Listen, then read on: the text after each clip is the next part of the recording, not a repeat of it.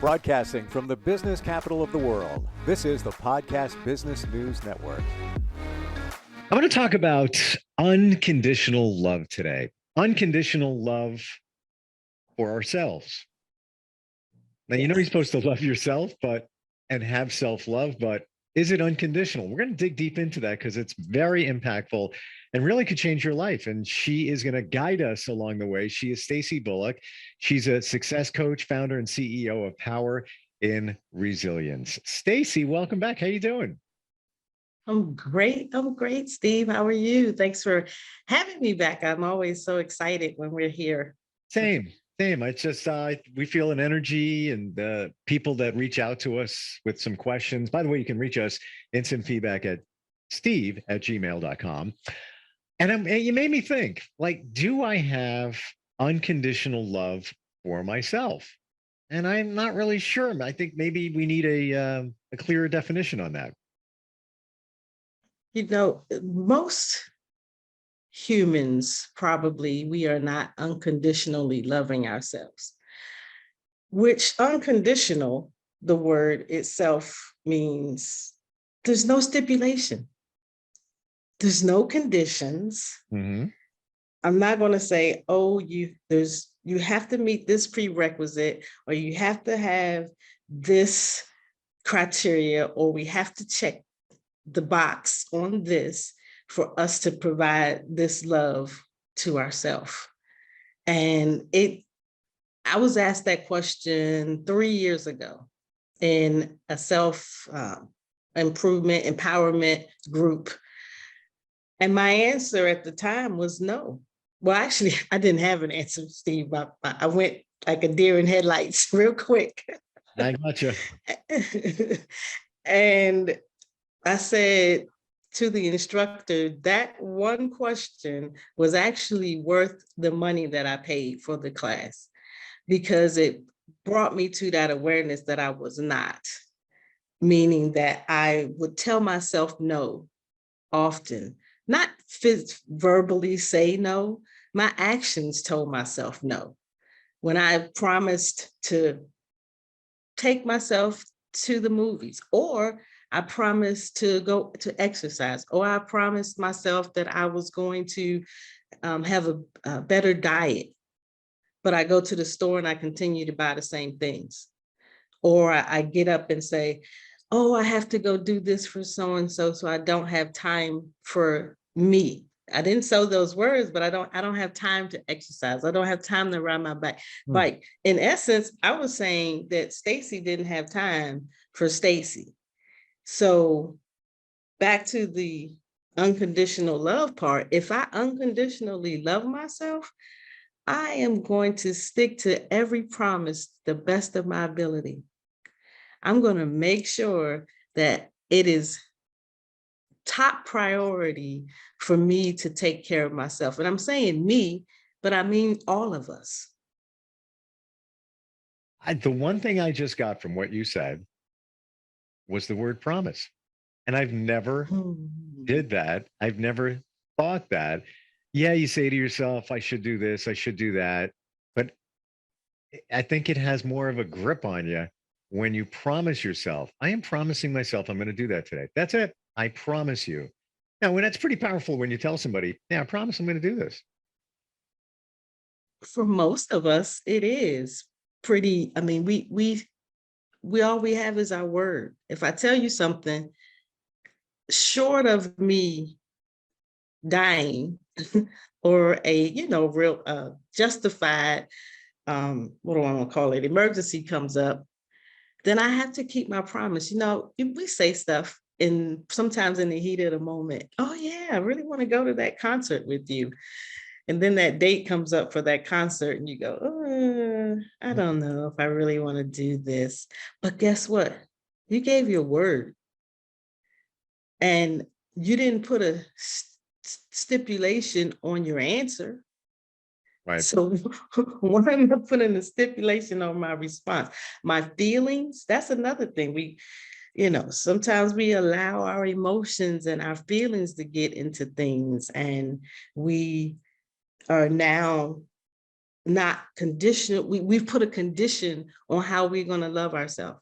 We've placed a characteristic, or excuse me, or a prerequisite on, if you do this, then you can do this. Not good. Not good. Self-love. I've heard that the term used a lot lately, just taking care of yourself, taking time to do things for yourself. Is that the same as unconditional love, or they kind of play each other? I think the latter. I want to say, I believe the latter. I believe the latter would work out best for us.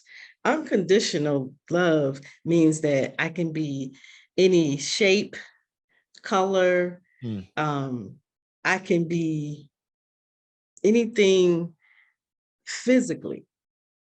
And I'm not going to say, because I'm not that, my hair is not a certain way, then I'm not going to love myself. But if I'm showing myself self-love, means that I'm going to go ahead and get the hair done regardless of what kind of hair it is. If it's a wig, you know? Yeah, absolutely. And we beat on ourselves so much. Like, we look at everything, you look in the mirror, look at that, look at this, look at that. And it's amazing when you kind of let it go. And it's like, no, I am a good person. I have a lot to offer people or somebody. It's very powerful, but it's not easy to get to that point. It really is. Exactly. I'm so glad you said that, because you brought me back to what I was talking about before we got on the air, of the conversation that I had with a student. And every time she came to my class, she said, I'm mad when I leave here. I'm like, why are you mad when you leave this class? I mean, I try to do everything that I believe in my heart that will help us and propel us to live a better quality of life. And she couldn't articulate it, and I couldn't find the words to help her articulate it because I didn't know what she meant. So a friend of mine came to the class, and my friend came and she sat in there. And when we left, she said, I know what she means, because she said it again. She said it almost every class. She said it again, the young lady. And my friend said, you make it look so easy to overcome, or what I say, outlast life's challenges. Can I insert something right there? Huh. Mhm. Huh. Huh. It's not. It's not. It is so not easy. I had an incident that happened last week, and I had to literally sit and wait for a day and a half for someone to do their job. Let's just say that. And I was so frustrated. And I think to myself, okay, what are you going to do in your frustration? Now thinking of me loving me unconditionally. I'm upset. I'm almost at the point of rage, but I won't show it. I'm not going to show that. I'm not going to allow that behavior to stop me from being kind and good to myself. So at that moment, that's what I did. I spoke kind words to myself. I said good things to myself. I even sat there in somebody else's office with my head in my hand because I thought, just breathe, Stacey. Just breathe. Do not trust who you are. Trust your strength. Love you. When you love yourself, you trust yourself. And you know that you're going to do what is best for you. But my friend said, when she said that to me, that you make it look so easy, I said, I have to tell the people it is not. I'm not trying to tell you that it is the easiest thing that I've ever done. However, what I will say is, over the years of doing it, it becomes a natural thing to do. As does unconditional love. Yes. Right? Yes. And you know what, when we unconditionally love ourselves, guess what? now I can unconditionally love somebody else. For sure. And you know what you said, Stacey, a couple of seconds ago, that if you have that self-love and the unconditional portion of it, you trust yourself to take care of Mhm. yourself, but also you trust yourself to do the right thing. It's almost like a a compass, like the call it that moral compass, where you just know you're Mhm. doing the right thing. And I think a lot of people who don't have that respect for themselves, the self-love for themselves, maybe they look like they do, but a lot of times their car swerves down the road on that compass of life. Yes. And for the listeners who couldn't see your hand, you doing that motion of going around curves and Yeah. bending and twisting. No um, straight forward way of going. And we need that. We need that. I believe that unconditional love, it helps us to build confidence, and confidence will help us to produce resilience when needed. Last week I needed to be resilient. I needed to bounce back quickly right there at that in that moment, sitting in that chair, going from a outside loading dock, because you know they're still doing things for COVID. So we're talking about I was having a laptop worked on and we're sitting outside on the loading dock. Then we make it to the inside because something might be wrong with the Wi-Fi. Maybe it's not reaching the loading dock like it's supposed to. So the laptop is not functioning properly. But I'm not IT savvy. I'm not a person who knows all this stuff and what needs to take place. So I wasn't getting the explanation that sometimes we think we need in life. We need an explanation as to why this is happening to me. Don't worry about that part. That's not our thing to worry about. Our thing to worry about is, what am I going to do on the inside of me that will cause me to avoid something on the outside that'll have a negative reaction? How do you do that? So how do you deflect? Here's a negativity situation going down. You're like, how do you move past it? Again, first of all, I couldn't take it personal. Mm. It the things that were not happening because of me. Yeah, so you know what? Thank you for saying that, because that's a really good point. And we always think they are. We always think it's directed, and maybe it is directed at us, but it's not because of us. It's somebody else's situation. They have issues. They don't have self-love, whatever it might be. But we, especially when it's somebody who is close to us, we internalize it Mhm, and we take it that way. But it's mhm. it's not us. It's not us, and that's a learned skill, Mm. because if somebody is in front of you, say somebody comes in the room and they're upset when they come in the room, but you take it as if they're upset with you. But whatever it was that's bothering them, it had nothing to do with you.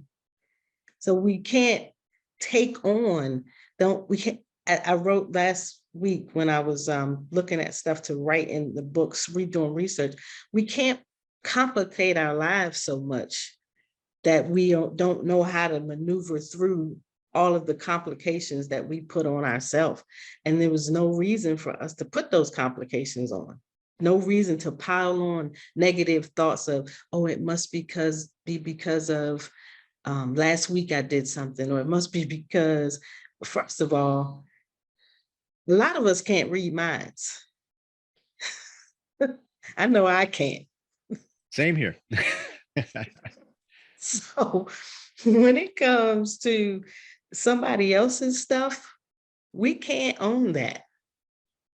We Mm. have to own our own stuff, and make sure that what that looks like is a story that's being told with confidence, a story that's being told with assurance of, I know I love myself and I know who I am. I know what direction I'm going in. I may not always hit the mark, but I am still striving to be good to myself, to be kind to myself, to be gentle and show generosity to myself, and be humble while doing it, and show humility, but also have discipline while I'm doing it. Mm. Now I got to process that for a second. So discipline while I'm doing it. How do you incorporate that discipline? Okay. So for discipline, it is necessary for us to, I'll go back to my military days. We had to have, when they put you on the firing range, there's a certain, a lot of people fire weapons as well on ranges. And there's certain things that you just can't do while you're firing that weapon, or it will not hit your target. And so when in life, there are just certain things that we can't go around doing. If we have a direction, when we're going after our purpose, I'll put it that way, because all of us have a purpose.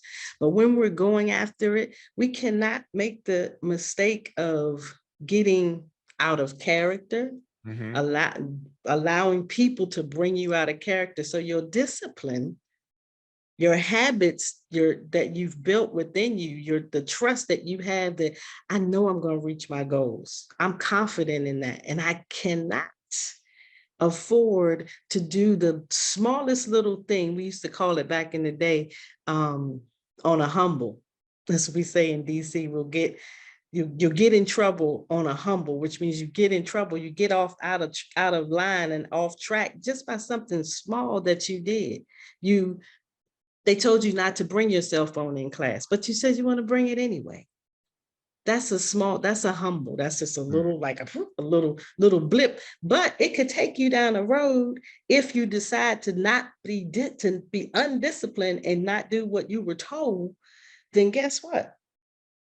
You're going to not hit your intended target. It's like that weapon. When they tell you to breathe, they tell you I kind of forgot what the way is, but you have the weapon in your hand and you have to pull on a certain breath.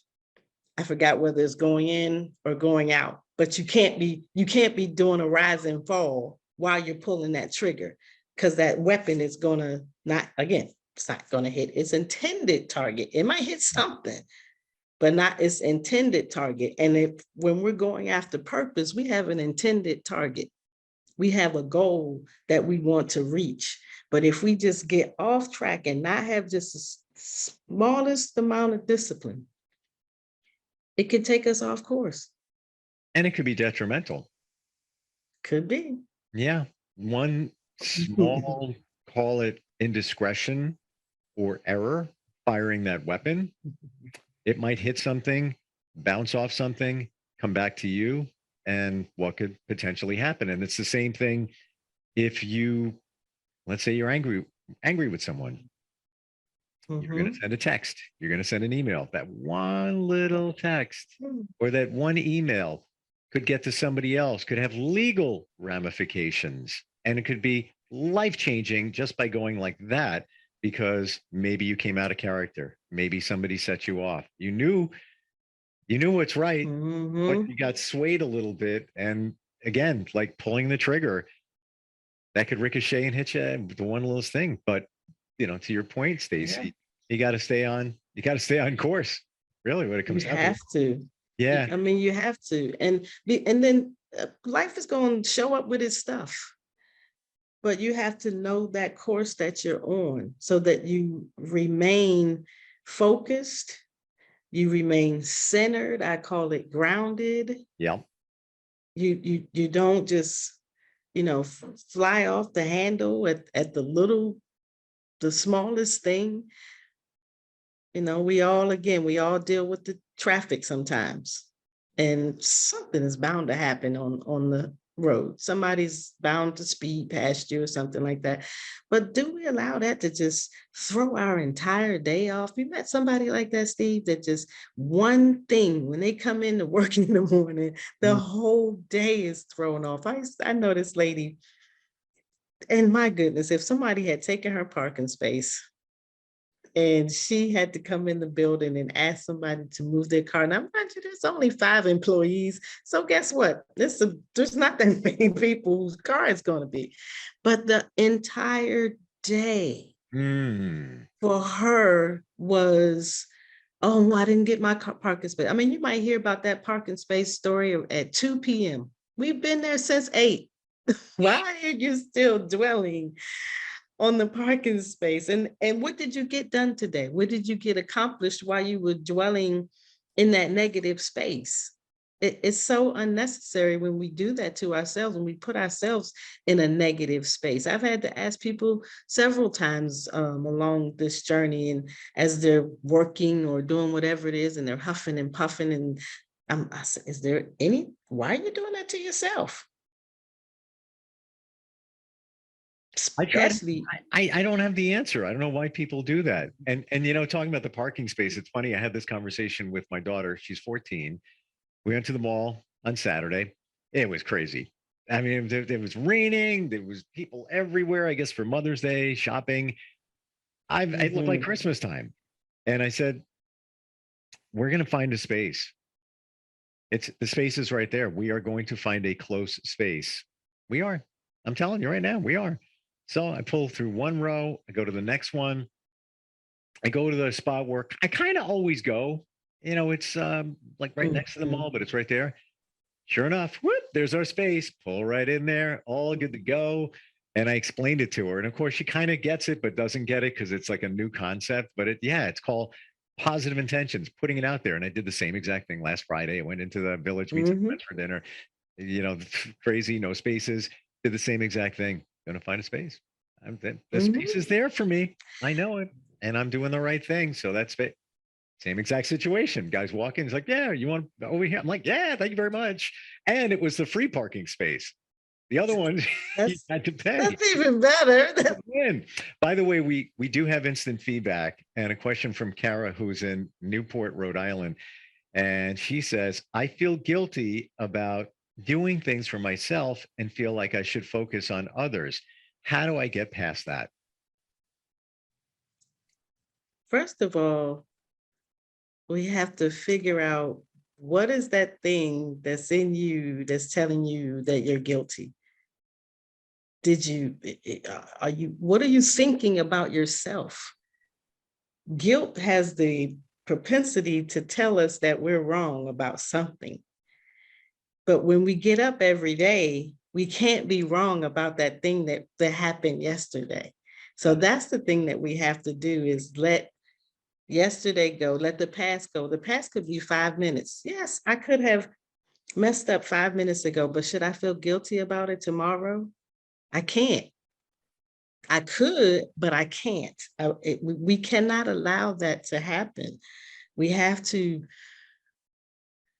trust ourselves again, trust that we are people who have good sense. That, like you said it earlier, those affirmations. I am a good person. I do have good intentions. And you have to believe that. Yeah, I think it's also too, like you said, Stacey, let go of the past. Not easy. And it could have been 5 minutes ago. It could have been half your lifetime and then some ago. But maybe, in her situation, maybe she was meant to feel, or that's how she felt from maybe the way she grew up, that I'm not worthy. I'm not worthy to give myself that attention. And, or it could be a combination of two. I need to take care of everybody. I got to focus on my family. This is, I feel guilty if I don't. I'm talking to somebody last night, recently started talking to a great person. And she spends all this time with her kids all the time. And I think you're a great mom. That's fantastic, but you got to have some time for yourself. I'm like, I'm going to be hanging with some friends on Friday. My friend plays in a band. You want to go? She goes, I think I can. Like, do it. So what's 2 hours? What's the big deal? I guarantee you'll have fun. I said that. I guarantee you'll have a good time. And it's 10 minutes, 5 minutes from your house. Just go. What do you, get a beer? Yeah. It's all right. There were so many stipulations that she put on herself as to why she couldn't go in her mind. these things I have to back, to the person who wrote in. We don't, why do you feel so obligated, and sometimes duty will, the thought of duty will cause us to do things that we don't necessarily have to do all the time. Mm. Especially when we're raising children, they're going to grow up and they're going to leave. I think we talked about that before. And they may or may not call every day, Yep. but we've spent our entire life focusing on them, and now they're gone and they're living their lives and living their dreams, and we're home thinking to ourselves, I have no idea who I am or what I'm supposed to do. Yeah. And that's not a good way to be productive as a human being. The rule I think of life is there is, and I don't want this taken the wrong way, but there is no loyalty. Yes, those kids are your kids. They love you. They're always going to be there. But life has changed and the loyalty is a little bit different. They're now loyal to their life and, whatever they're doing. Same thing with a job. You don't take your vacation time. You let them ask you to do these things and you're not getting paid, whatever it might be. And yes, your job is important, but they could fire you tomorrow. The only person you can be loyal to is yourself. You exactly. That's Yeah. unconditional love. Yeah. Well, okay. Well, we just sent that sucker home, didn't we? Yes, we did. Yeah. And I get, Yes. wow. All right.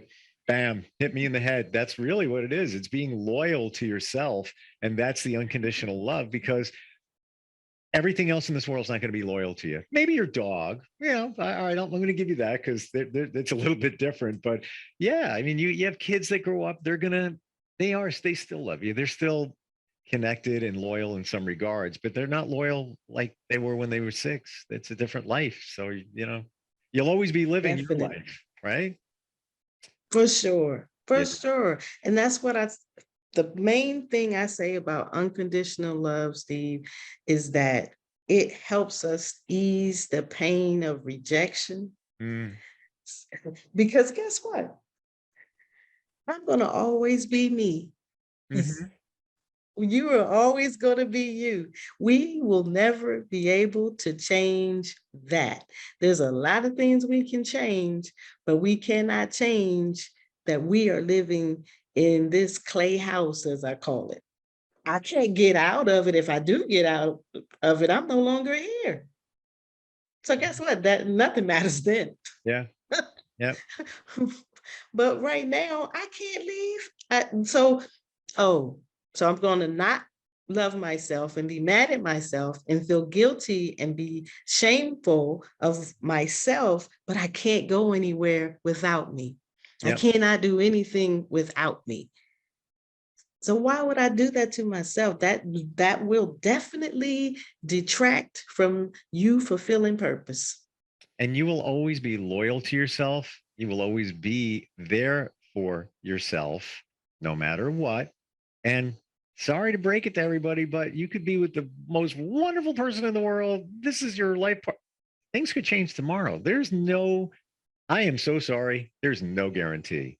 There's no things. There's many things that are guaranteed in life, but there's a lot that's not, and that could change tomorrow. So the only thing you have is you. So make the most of you. Take care of you unconditionally.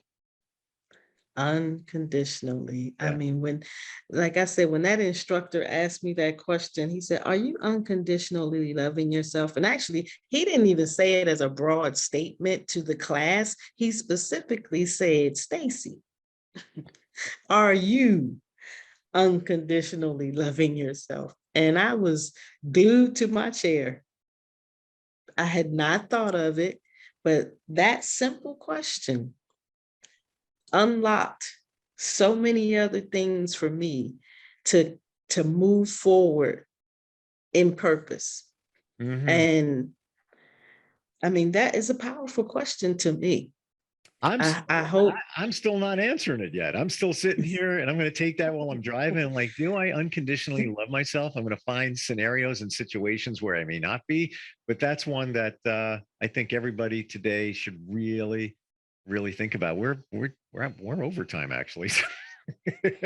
Oh, like, oh, we are. I No, didn't even see I what time it was. I unconditionally love talking with you. So you help Thank people in you. all different ways. Powerandresilience.com is the website. You have so much insight. You're like a sponge. You're always learning, always growing, always moving forward, writing books, and you're there for people. So if they want to reach out to you, how does it work with you? They just connect with you and do a quick call, see if it's a They right can, fit. yes, basically, Stacey, Stacey at Power and Resilience, or powerandresilience.com, and there'll be something flashing there for you to do a little intake and just tell us a little about yourself, and then we'll come together and see if we fit, if we mesh. Don't everybody doesn't, and some people may not like my style, but some do.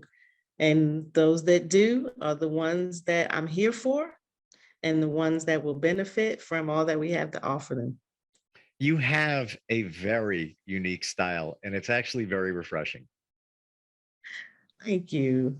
Thank you so much. It's your warmth and sincerity comes through, and your passion to help people, and I call them camera angles. Like, we can look at, self-love and things like that, but you have a different angle, and it's a good one, and it makes us think. And I'm not kidding you. I have to run out. I'm getting in my car and I'm going to think, am I unconditionally loving myself? I can't answer that question like you couldn't answer when that teacher asked you. So I'm like, all right, I think I am. I know I am more now than I ever did, but am I full all out? I don't know. I'll get back to you on that one. It's a work in progress, trust me.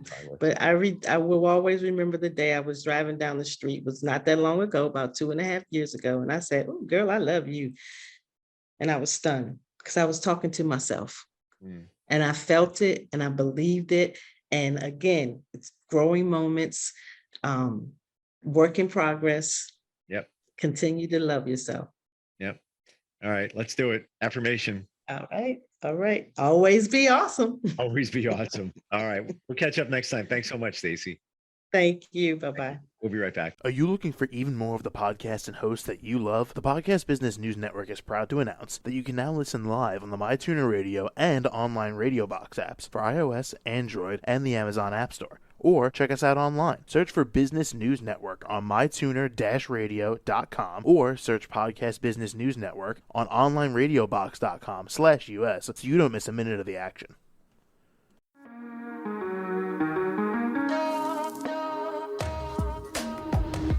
Broadcasting from the business capital of the world, this is the Podcast Business News Network. For nearly 2,000 severely injured veterans, everyday life has become filled with barriers. Day-to-day simple tasks can become pretty daunting. I have to carry my chair up 2 flights of steps or have somebody do it for me. What scares me the most is just the falling. When I'm struggling with my house, I think, to have that one great barrier just knocked down, it's crucial.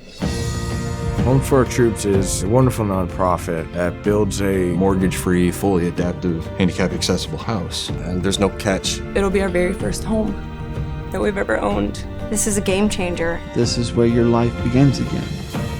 We need you to join us in completing this important mission. Please visit hfotusa.org and help build homes and rebuild lives. Because of you, everything's going to be okay.